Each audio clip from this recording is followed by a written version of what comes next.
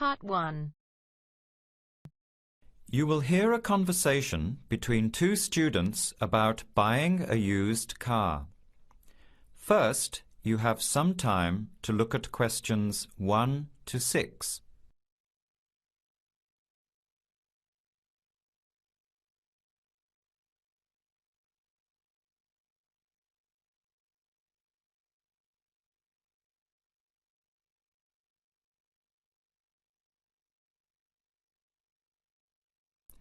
Answer the questions as you listen. You will not hear the recording a second time. Listen carefully to the conversation and answer questions 1 to 6.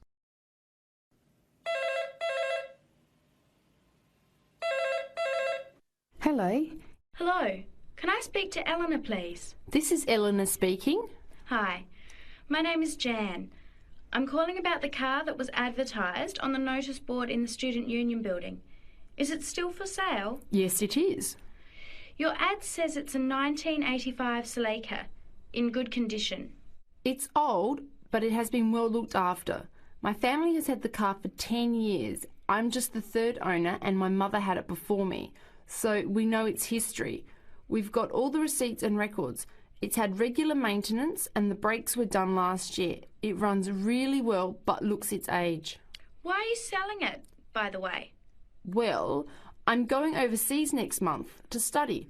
I'll be away for at least 2 years, so I have to sell it. Unfortunately, it's been a good car. You want $1,500, is that right? I was asking $2,000, but since I need to sell it quickly, I've reduced the price. Would you like to come and take it for a drive? I don't live far from the university.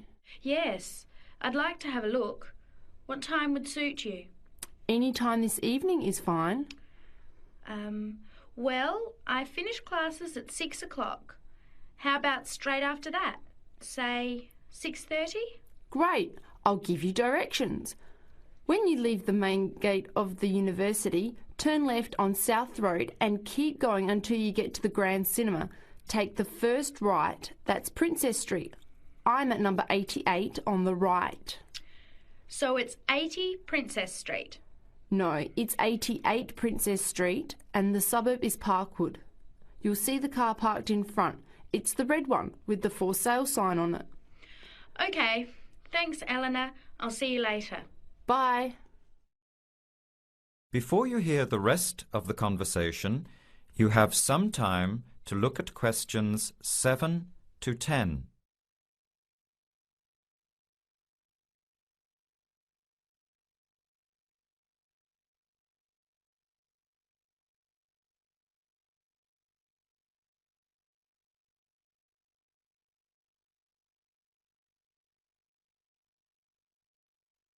Later that day, at the university, Jan meets up with her friend Sam and tells him about the car.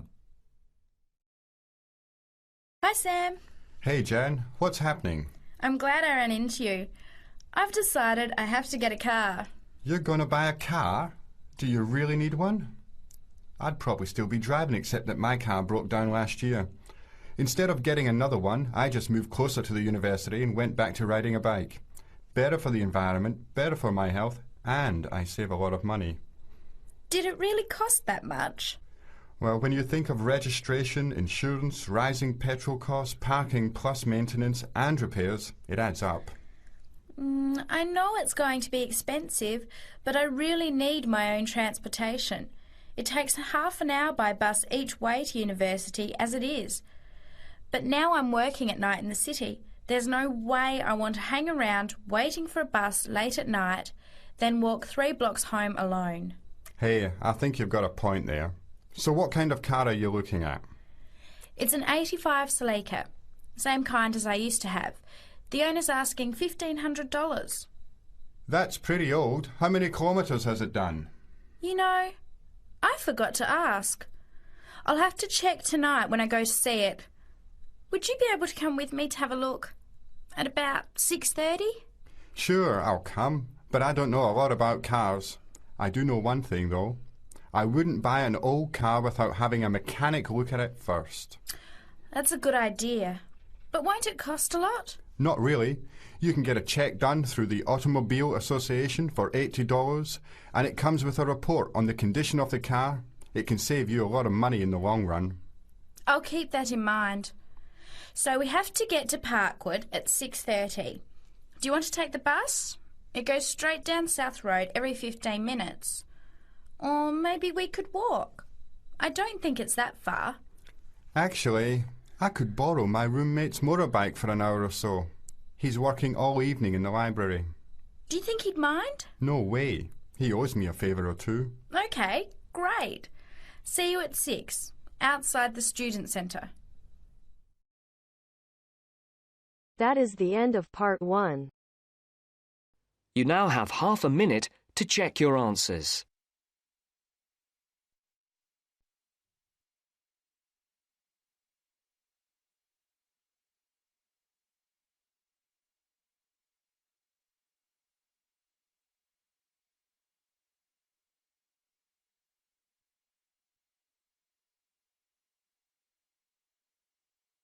Now turns to part 2. Part 2. You will hear part of an interview between Dr. Hilsden, a member of staff on a fashion design course, and a student, Julia, who is applying to do the course. First, look at questions 11 to 13.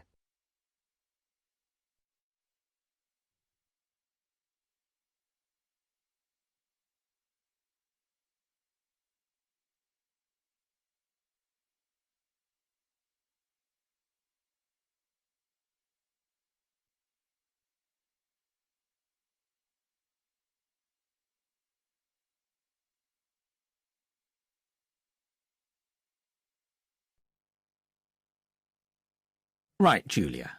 So, from your CV and portfolio, and what you've already told me, you seem to be very much the sort of person we're looking for on the postgraduate course. So tell me, you finished your fashion design course in London 4 years ago. Did you think of carrying straight on and doing a higher degree at the time?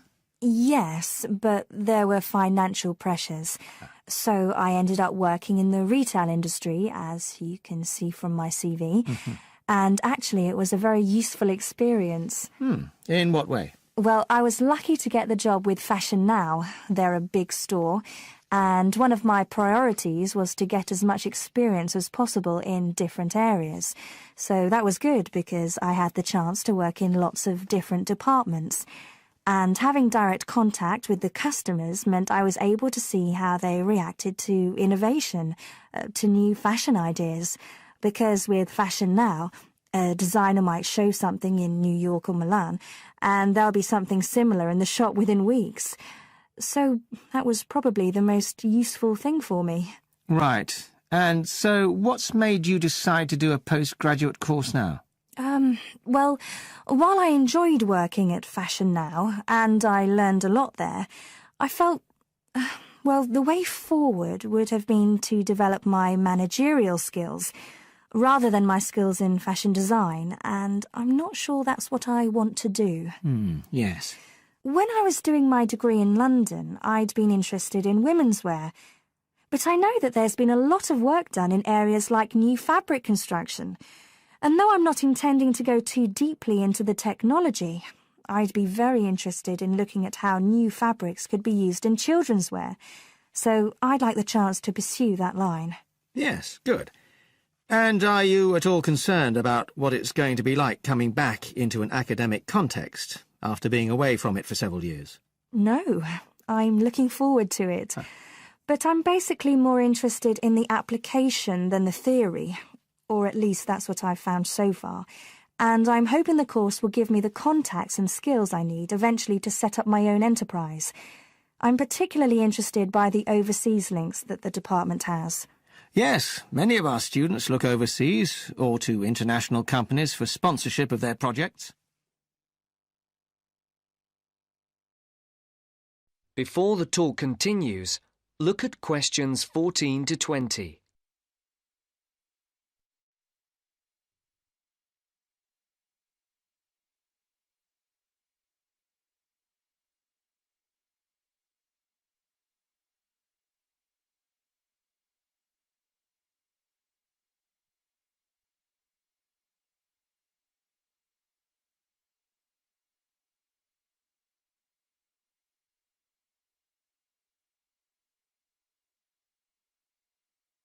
As you listen to the second part of the talk, answer the questions.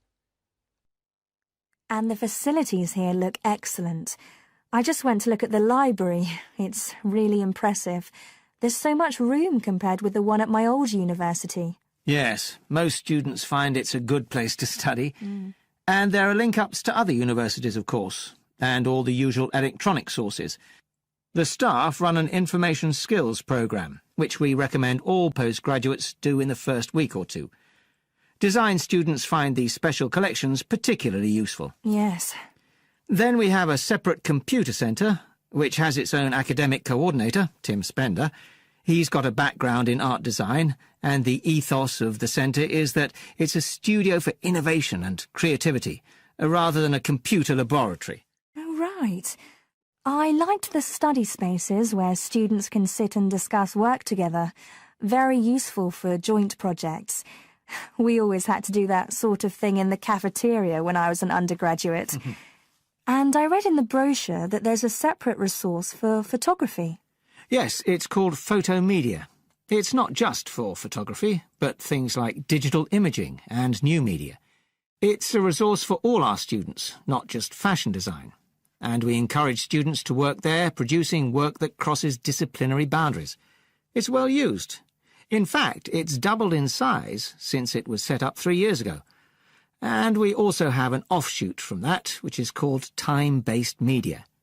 This is for students who want to develop their ideas in the area of the moving image or sound. That's in a new building that was specially built for it just last year. But there are plans to expand it, as the present facilities are overstretched already. Right. Now, is there anything you'd like to ask about the course itself? I know it's a combination of taught modules and a specialist project, but how does assessment fit in? Well, as you'd expect on a course of this nature, it's an ongoing process. The degree course has 4 stages, and there are what we call progress reviews at the end of each of the first 3. Then the final assessment is based on your project. You have to produce a report, which is a critical reflection on your work. And is there some sort of fashion show? There's an exhibition. The projects aren't all focused on clothes as such.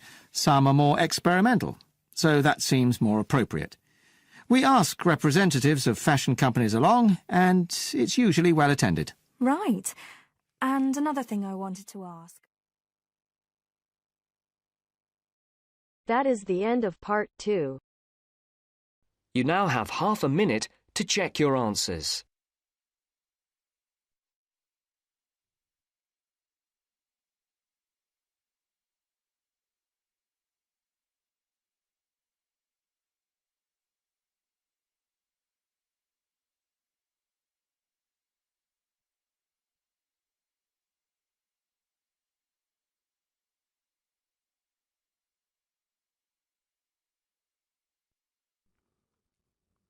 Now turn to Section 3.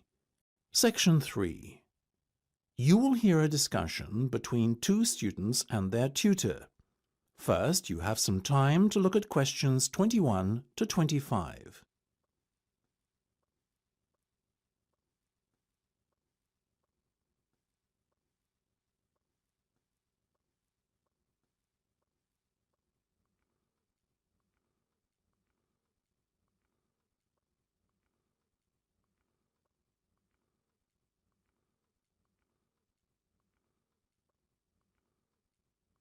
Now listen carefully and answer questions 21 to 25. Okay, guys. First off, well done. That was a very good presentation yesterday. Now I'm just going to ask you questions about it before I give you my feedback. That okay? Sure. Of course. Right. Well, in that case, tell me, Niall, why did you choose to talk about Rafael Nadal? To tell you the truth, I didn't. I think I'd better let Sheena handle this one. Sheena? Yes, it was my decision to pick Nadal. Now, that might be a strange choice for a presentation entitled Someone Who Inspired Me to Study Psychology, but... Yes, but I was going to say, it does seem rather an odd choice. Was it simply down to the fact that he's a sporting hero of yours and so a role model? You talk about him a lot, Sheena, so this much is clear. It's true, Nadal is someone I look up to, but my reasons for choosing him were totally professional. You see, I doubt perhaps in the history of tennis that there was ever a better match player than him, and that got me thinking, what is the secret to his success? How does he control his nerves so splendidly? The more we started to look into his background, the more I realised Sheena was right. Nadal was a perfect candidate for this study. He is, on so many levels, a very well-balanced character, and it was fascinating to gain an insight into the mind of this great champion over the last few weeks. I'll admit that I was at first somewhat unsure about whether or not I should back Sheena on this one, but it didn't take long for our research to put us at ease. So, while most of the students were researching Freud and other visionaries in the field of psychology and psychoanalysis, you were looking into a present-day sports star? Does that not strike you as a little odd? Of course, we knew it was a risk. After all, there was a danger that no one, least of all you, would take us seriously when we stood up on stage and started our presentation. That said, I think it is in the spirit of psychology to be inquisitive and adventurous and not just stick to the conventional. Otherwise, how would the field have come so far, as it has done already? Well, I must say, your risk certainly paid off. Yours was, without a shadow of a doubt, the most interesting and original presentation I saw. And judging by the reactions of the other students, I would have to say that everyone else was equally impressed. Thank you. I'm so glad you think so. Yes, but notwithstanding your excellent presentation content, we must remember that the marks for this project are awarded based on a number of criteria, and we'll examine those in a few minutes. But first, another question. Where did you find your sources? Well, and I don't quite know how we managed it, but we were able to secure a face-to-face interview with Nadal while he was over here for the Wimbledon Tennis Championship, so we weren't reliant on newspaper articles and interviews or any other forms of secondary sources. We did, however, find the library's sports archive an invaluable backup aid to help us fill in the gaps and piece together our interpretation of what makes Nadal such a mentally strong champion. Before you hear the rest of the discussion, you have some time to look at questions 26 to 30.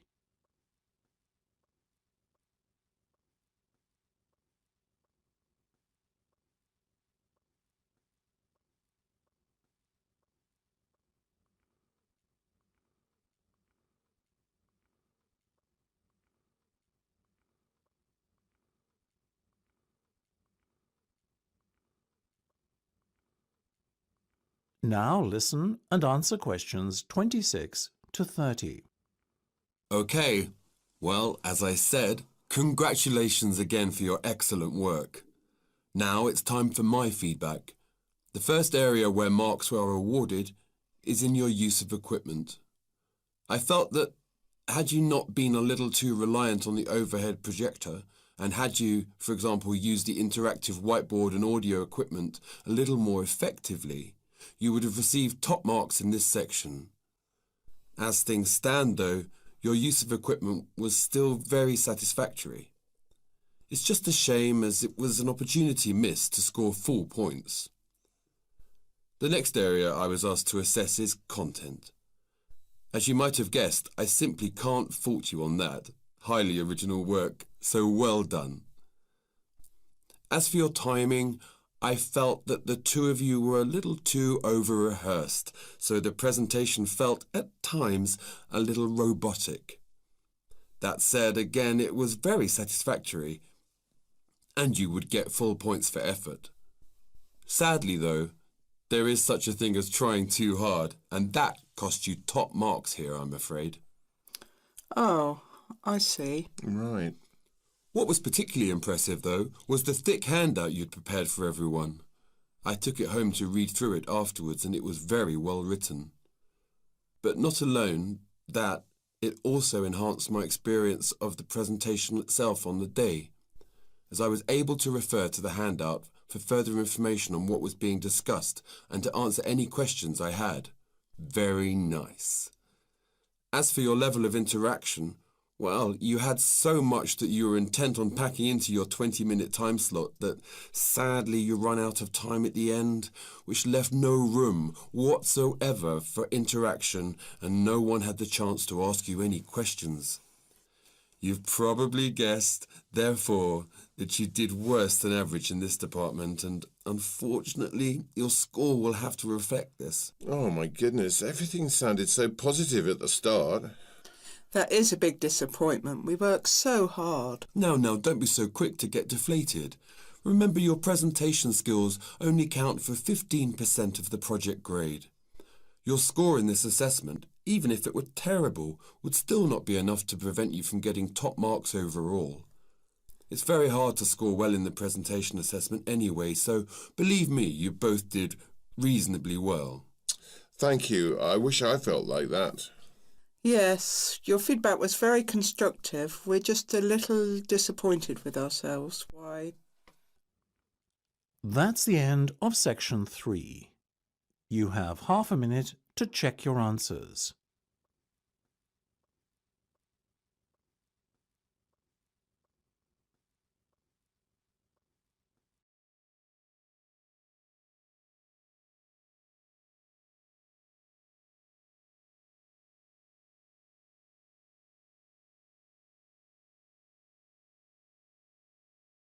Black bear.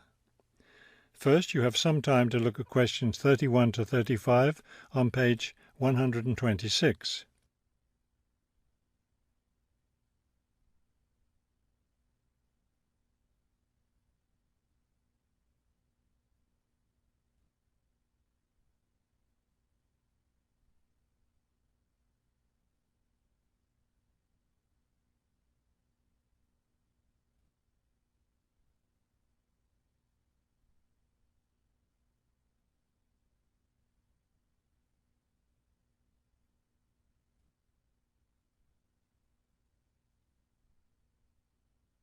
Now listen carefully and answer questions 31 to 35.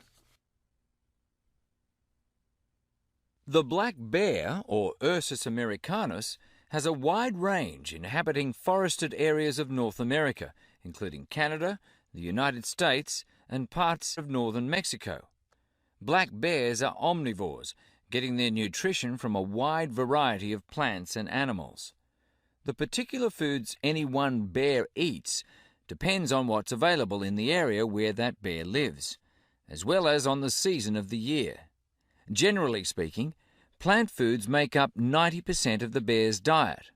The rest of its meals consist of animal foods, such as insects and fish. Bears have a relatively long gestation period. Mating takes place in the spring or early summer, but bear cubs aren't born until the following winter. Usually, 2 cubs are born at a time, although some litters may have as many as 5 cubs. Bear cubs are dependent on their mother and may stay with her for close to 2 years. Wild black bears can live as long as 25 years. They've lived for as long as 30 years or more in captivity. Before you hear the rest of the talk, you have some time to look at questions 36 to 40 on page 126.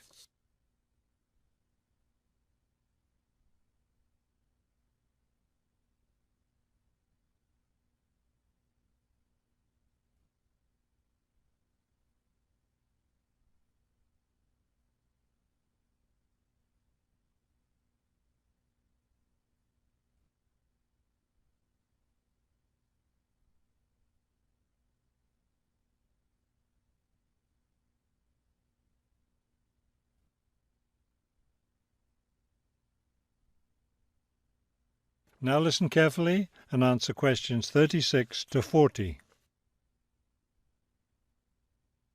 Much of the black bear's range coincides with the range of its close cousin, the grizzly bear. Although these bears are somewhat similar in appearance and habits, it isn't difficult to tell the difference between them. Colour isn't necessarily a distinguishing characteristic, as both species of bears occur in a range of colours from almost blonde to dark brown or black.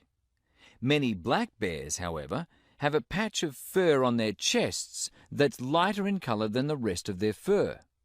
Grizzly bears don't have this patch.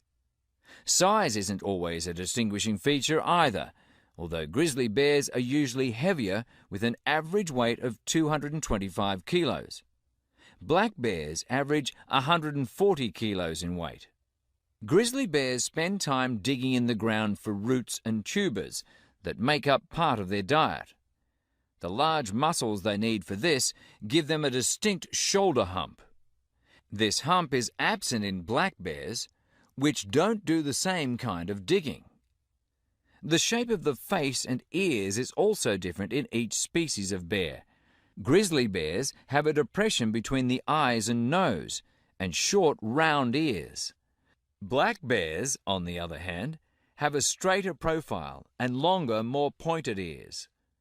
Grizzly bears are known for their fearsome, long, sharp claws. Black bears have shorter claws, which are better suited for climbing trees. That is the end of section 4. You now have half a minute to check your answers.